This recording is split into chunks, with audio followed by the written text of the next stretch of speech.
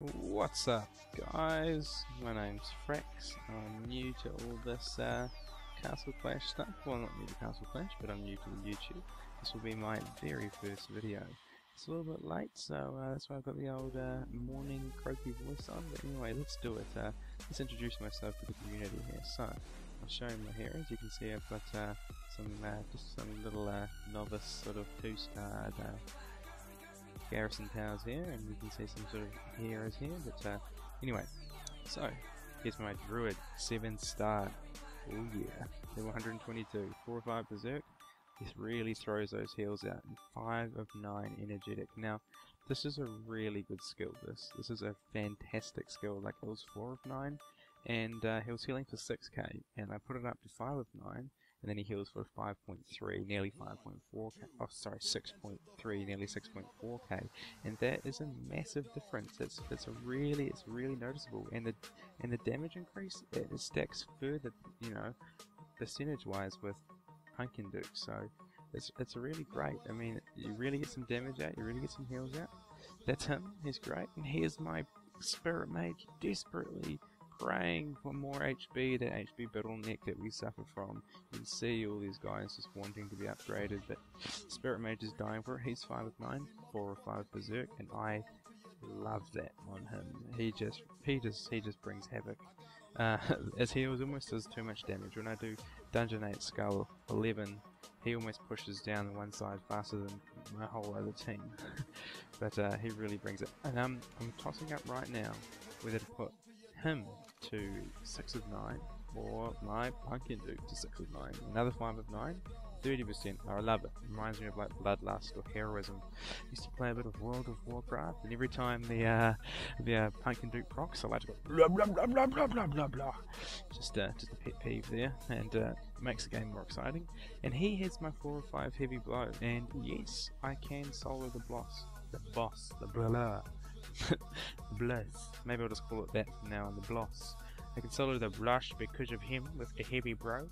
Yeah, it's a 2.5 second stun, 10% chance, but what I do is I enter the boss and I drop everything and I just pray for a Pumpkin Duke to proc, and if he does, I'm away, but if he doesn't, then I just leave, do it again, and just basically it's like having a revive champion, but you just gotta wait for it to proc. And so he goes, and I use my druid, and druid's actually my tank. I don't use a tank. I use my Thunder God. He's 5 of 9 again, 320% damage, it's insane, 5 of 5 revive. He is my Thunder God. He's my hands down best champion. And I put him to 7-star before Spirit Mage because he's just got that revive, and it's just amazing. And it's something I really take into consideration with the revive, is it's like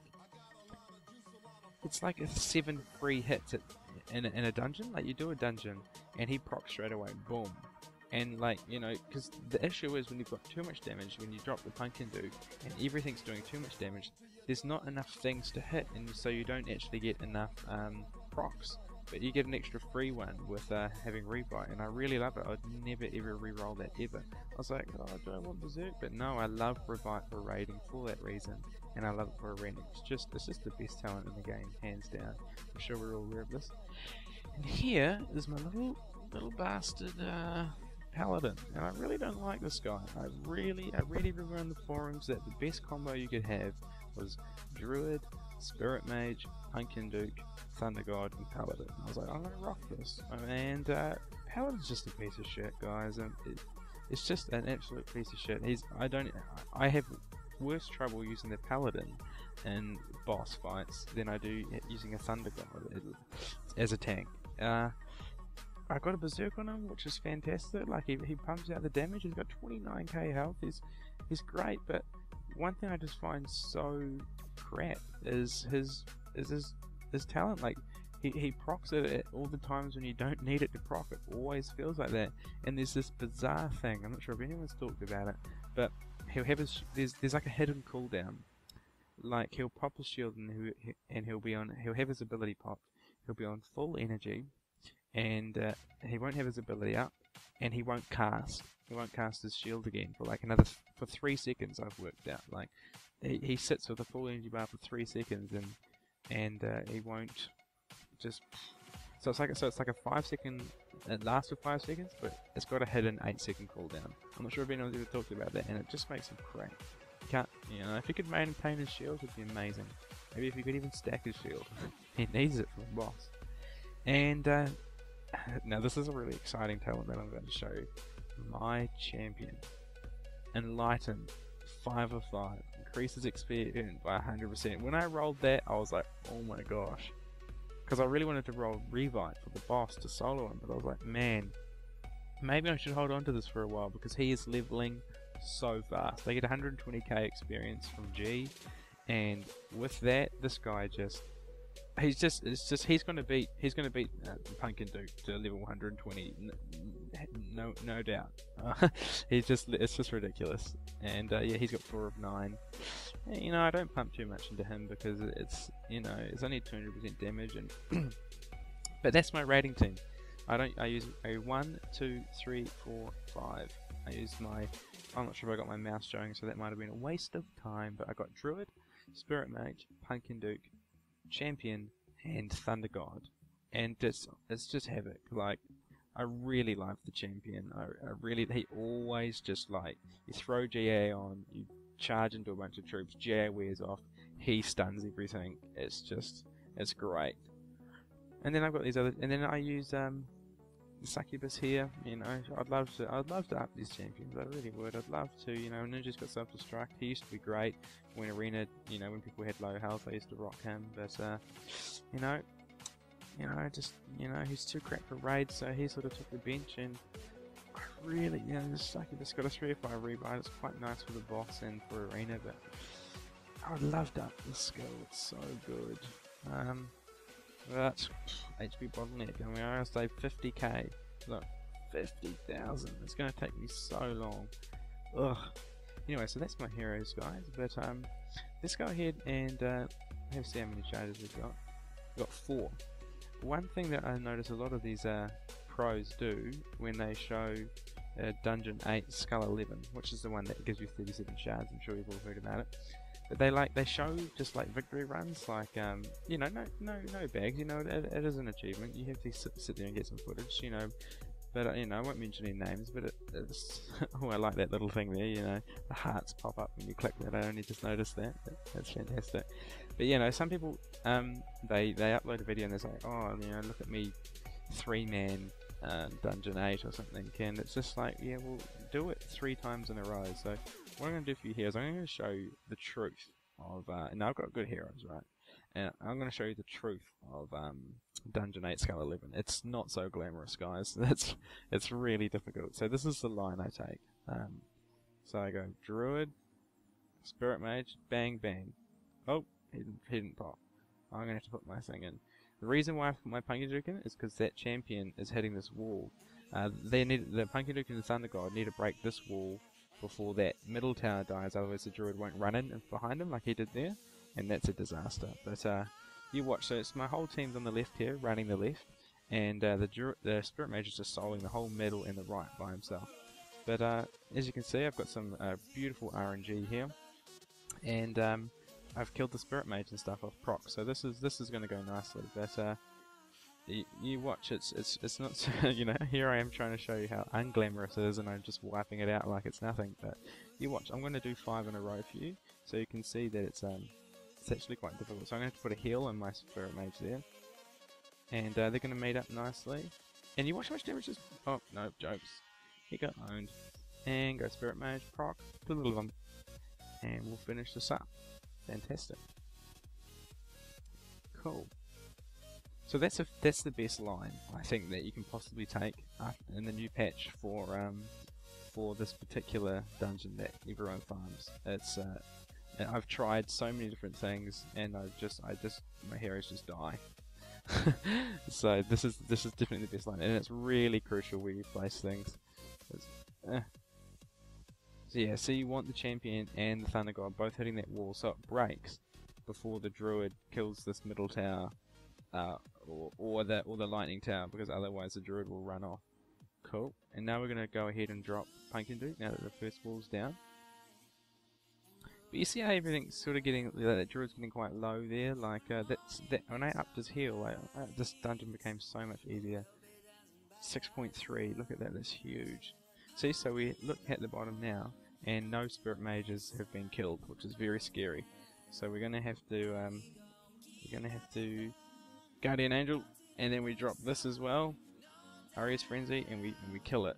And see that champion stun? Oh, beautiful. Love you, champion. I love you so much. But you've really got to watch to get this.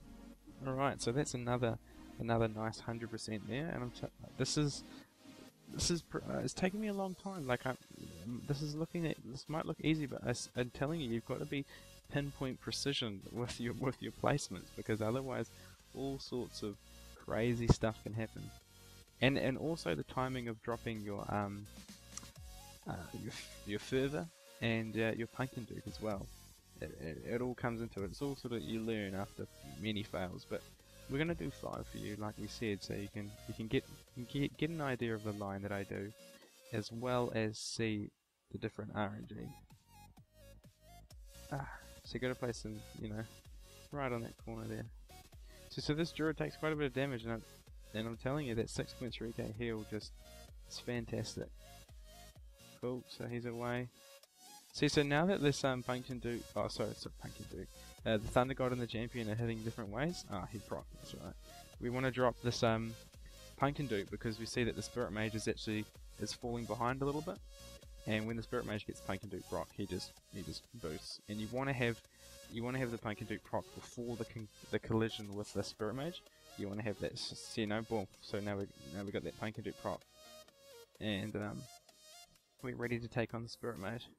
So Guardian Angel, Fervor, and champions. See that champion stun saved. Oh. Now I dropped I don't know what happened there. Seriously, that happened so fast. But I was gonna say champion saved my life. And here we go. Ninja's gonna take me out there. And you see there. I'm gonna leave because I've only so I didn't get 100% then. And that's a little bit of RNG for you. So I'm gonna 16 gems. I can afford 1 revive, which is fantastic. That's why I left before that Paladin soloed my druid, which he's more than capable of doing. We'll buy our magics, and we'll head back in for seek 2 more. Alright, it's a good day if I can only get 1 revive or so doing my dungeons. Normally I pull out in like 50%. This is a really good couple of runs for me. Alright. Oh, I love that 6.3k heal, it's so good. Drop the Pumpkin Duke, because that Spirit Mage is falling behind. And because we want to get those speed up. Pumpkin Duke also means more heals, and for some reason that Spirit Mage is taking a lot this time. Alright. This is quite scary here. When the shotgun dwarves, they do so much damage. They can actually, if you're a bit low, they can actually really hurt you. Okay, bang, bang. Right, here we go. Champion, please proc. Champion, please stun the Spirit Mage. Oh, I love you, champion. Thunder God, stay alive. It's hectic stuff, man. You gotta watch. DPS. Come on, Bloodlust. Spirit Mage is gonna die. We're gonna drop out. See, 69%. See that it's not. You don't get 100% every time. You really don't. There's a lot of RNG that comes into play, and if you're unfamiliar with what RNG means, it officially means random number generator. But us old gamers like to say random number god, because it's like the god of luck.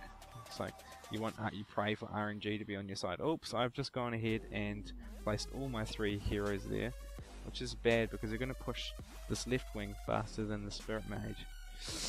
Ugh. And why that's bad, I'll explain. Because see the druid. Druid doesn't know what he wants to do. He's back, but that's a long time to go without heals because he was running. Please heal. This is so red. That's why you can't make mistakes, man. Can't make mistakes. It's like standing in the fire. But we're gonna drop that. We're gonna drop that.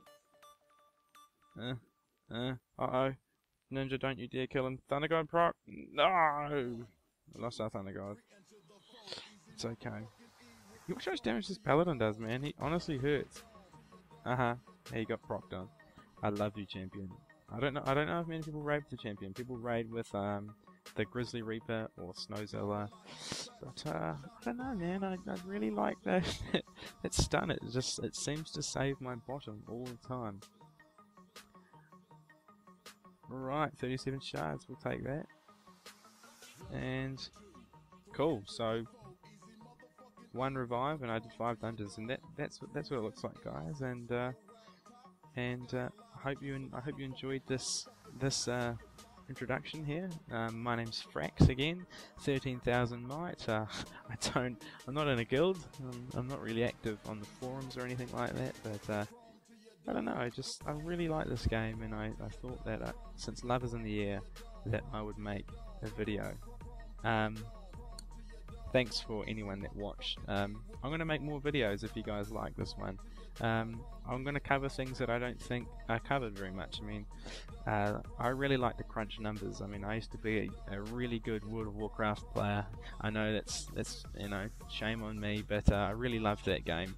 And my favourite thing to do was to crunch numbers. You know, it's all about getting everything perfect. You know, optimizing your damage and everything like that. And there's all sorts of questions that I like researching. You know, we call it theory crafting. Like, you know, questions like, does Berserk stack with Pumpkin Duke? And I like to find that out all myself and really get a gauge for it. And another question is, does Stone Skin stack with Paladin? And things like that. And I'll explain that all to you guys, because I really like crunching numbers. And I'm working on an equation right now, which will be fantastic when I've nailed it. But what it's going to look at is now it's kind of hard to explain, but I'll do the best I can. It's going to look at the total health of an entire raid. So if you can imagine, yes, whatever. If you can imagine looking at a base, right? So here's a base. It's got all these units. It's got all these heroes and buildings. There will be a total, and it's got walls. There'll be a total amount of health in this base, right? Imagine if this was all one big health bar, and you want to bring that down as efficiently as you can. Like, if you got a Spirit Mage not hitting walls, that's essentially lowering the health bar, which means less overall Spirit Mage procs, or less procs for the Thunder God.